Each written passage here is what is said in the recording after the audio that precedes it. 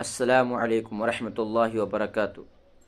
میں سمجھتا ہوں کہ آپ سبھی حضرات خیر و عافیت سے ہوں گے، اور میرے دل سے بھی یہی دعا ہے کہ اللہ تعالیٰ آپ سبھی حضرات کو خیر و عافیت سے رکھے۔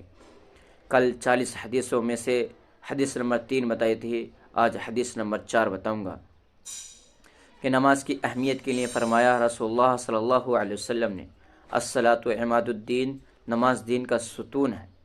ستون کے معنی آتے ہیں تھم کے، جیسا کہ ہم اپنے گھر بناتے ہیں اور چھت روکنے کے لیے پلر کھڑے کرتے ہیں، جیسے پلر کے بنا چھت نہیں رک سکتی، اسی طرح بنا نماز پڑھے ہمارا دین نہیں رک سکتا۔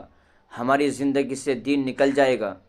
نماز پڑھنا ضروری ہے، اس لیے آپ سبھی حضرات سے درخواست ہے کہ نماز کی پابندی کریں اور دعا کریں کہ اللہ تعالی ہم سب کو نماز کی پابندی کرنے کی توفیق نصیب فرمائے، آمین۔